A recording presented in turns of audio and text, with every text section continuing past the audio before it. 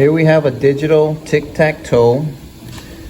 Comes with the game. It's rechargeable, has a cord, type C. That's where you power it on. And if you hold this for 3 seconds, you could mute it. And if short press, you could change the games. The games are right here. The first game is tic-tac-toe single player. You got 2 players tic-tac-toe, flash memory, and tic-tac-toe challenge mode.